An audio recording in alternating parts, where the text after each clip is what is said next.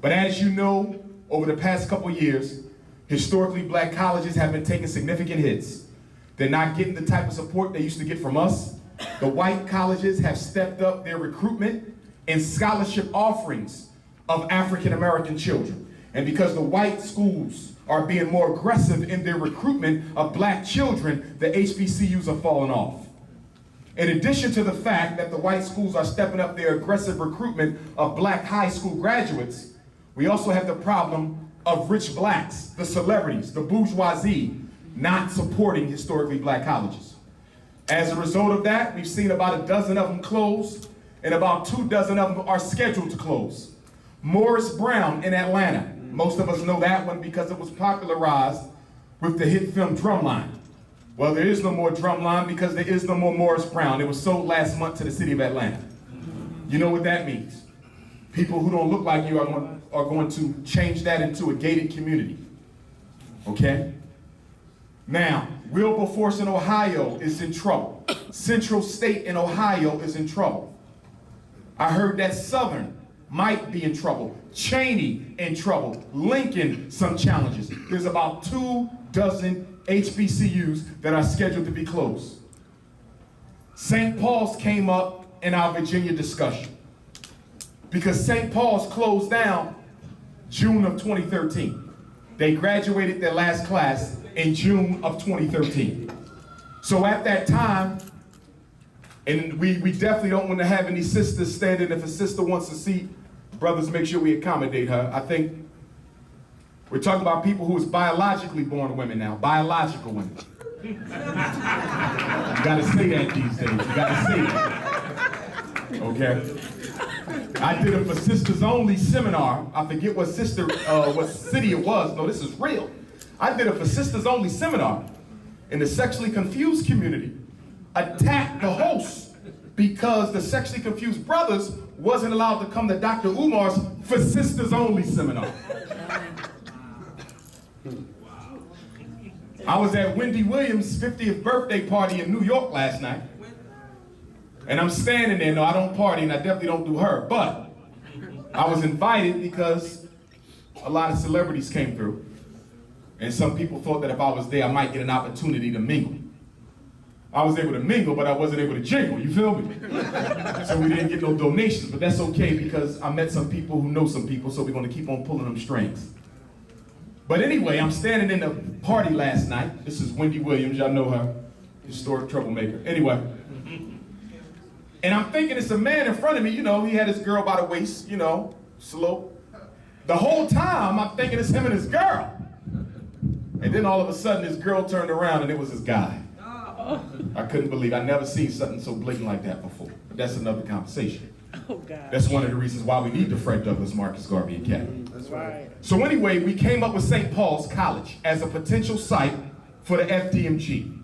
We started calling the college, the president, the board of directors, trying to get in contact with someone because we heard the college was shut down. We were hoping that we could set up a direct purchase to seller agreement with the HBCU. Cut out the bank, cut out the interest, let's deal directly with you in buying this college. Nobody called us back. One week in April, I'm home typing a psychological evaluation report, because y'all know that's what I do as a school psychologist. I get a text from my buddy in Virginia, Dr. Umar. St. Paul's is going to auction Wednesday. I said, what? We've been trying to reach them. They said, yeah, but they're going to auction. It's all over the newspaper. They're about to sell it to the highest bidder. I said, why nobody never called us back? He said, I don't know. So with no money, not that type of money, I jumped on the internet, jumped on the telephone. I called the white realty company that the black college put in charge of the auction. I said, look, I'm Dr. Umar Johnson, and I need this school for our boys. I don't know what it's going to take to get it, but we can afford this piece of real estate to be sold. Not just for me, not just for our boys, but let's keep in mind our ancestors who fought and died for us to have this college in the first place. So the white folks said, look, we understand your passion. We know all about you.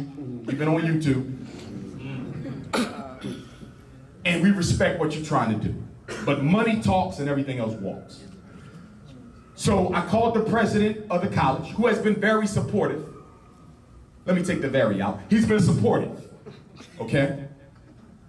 And I told him about what I was trying to do. He said, look, brother, we got to sell the school because we got debts like everybody else and we don't want it to go belly up, the bank claim it or what have you. We don't want the school to go into debt, foreclosure. So I said, what do you think I should bid? Because I said, I'm gonna go ahead and put a bid in. He said, well, we owe about $2 million in debt. So if you want to do a bid, you might want to start around 3 because we want to wipe out the debt so whoever takes the college after us, start off with a fresh slate. So I said, okay, let me put in a $3 million bid. They got the bid. They said, we received your bid, but you got to put 4% down, which was about $150,000, and they gave me 24 hours to get it. Now the only way I know to get $150,000 in 24 hours, I got to go talk to the dope boys on the corner. And y'all know Dr. Umar can't get involved in that. FBI waiting for that. So I said, I ain't got that money. They said, well, we're sorry, the auction is tomorrow. This is the April auction, because y'all know they just had another one last week. So anyway, they called me back 2 days later. I was happy to see the realtor's number on my caller ID. I said, yes, this is Dr. Umar Johnson. They said, the property didn't sell. I said, okay. They said, have your lawyer, get in touch with our lawyer, and send us a purchase proposal, and let's see what we can do to help you get to school. So I got with my lawyer in New York, he got with them, we put the proposal together, boom, boom, boom. They said, why don't you come down here and tour the campus? Which is what I wanted to do anyway. So I took the 6-hour ride from Philadelphia to Lawrenceville, Virginia. And just so you know where Lawrenceville is, family, it's 90 miles from Richmond, 90 miles from the North Carolina border. So you ain't talking Northern Virginia, you're talking Southern Virginia. You're literally a deep breath away from North Carolina. It's the South of Virginia. So I took that 6-hour ride, toured the campus. Those of you who have been on the website, drumarjohnsonschool.com, that video that we did that literally on the home the day after I toured. In other words, I went down there, I met with the president of the college, the brother, met with the white folk, we went through all the buildings, I took notes. The building is in good shape, brothers and sisters. But what I like most about St. Paul's, what do I like most? Why this school? Why not anywhere else? I'm gonna tell you why. And then we're gonna talk about how Detroit figures in all of this. St. Paul's is 137 acres. It's small for a college, but big enough for what we need to do. The school is in pretty good working condition. The dormitories are there. They got a brand new state-of-the-art student center. On the video, I'm standing in with the student center to my background. That was just built within the past 10 years by alumni. They got a brand new bowling alley in the inside. It's nice. They have the gymnasium, the cafeteria, 137 acres. They got acres that still haven't been developed yet. I like St. Paul's because it's small enough for us to manage it, but large enough for us to do what we got to do. Are y'all following me? Yes, sir. Now, what I also like about St. Paul's is it's in the middle of nowhere. Lawrenceville is rural. Nothing out there but us and the goats. And that's the way I want it, because with the educational system I'm trying to put forth, we have to detoxify the minds of our children. Before we can put anything else in here, we got to take out what was in. Are y'all following me? Yes, sir. Yes, sir. So I like the setting. Nobody gets to their mind but us. And Lawrenceville is surrounded by an African-American community, which is one of the reasons why I think they haven't sold it yet. Because I think a lot of white folk and universities and potential investors, they have an issue. Number one, it's in the middle of nowhere, which ain't good for business. And number two, it's black folks all around, which is good for us though. Because if we ever had to go to war, we got our homies right there, you feel me? So, that's why I chose it. Not to mention the historical significance of it. The operating expenses are about $40,000 to $60,000 a month, which is a lot for us, but it's cheap when you talk about college expenses. And we can go even lower than that. Why? Because as the president was telling me, Dr. Umar, you ain't got to open all the buildings at once. You might just operate one dorm, one lecture hall, y'all follow me? And the cafeteria, and keep your operating expenses down even lower. He said that $60,000 a month is based on a full campus of college-age people living here, not grade school children. So St. Paul's would be ideal, brothers and sisters, for what it is we're trying to do. Now, originally, it was 500 acres. 500 during the April bid. But between the April bid and the bid that they had a week before last, between them two bids, they sold 300 acres of the farmland without me even knowing it. And I wanted to use that so we can manufacture a Black Wall Street situation. Because the way I saw it, all the parents of the children would build houses there. All the teachers would build houses there. And if you got all of y'all, let's say y'all are staff and parents of the school, y'all all living on this 500 acres that we developed, we're gonna need a gas station, that's a business for somebody. We're gonna need a supermarket, that's a business for somebody. We're gonna need a daycare, we're gonna need a cleaners. Sooner or later, we're gonna need a fire department and we're gonna need a police department, which means at some point, we would have to do what? Incorporate into our own city. Are y'all following me? Yes, sir. So when we was talking Fred Douglass, Marcus Garvey, I'm not just talking about educating the children, although I think that would be enough. I'm looking long term about how we can use the school as the front for a 21st century Black Wall Street operation. All right. Amen. Now, I see a sister standing in the back, Sister Patrice. Can we get a seat for her, brothers? Right here. All right, we don't want none of the queens standing if they don't have to. Now, let me back up. When I went on the tour, the realty company said we basically going to give you till about July or August to raise this $2.5 million.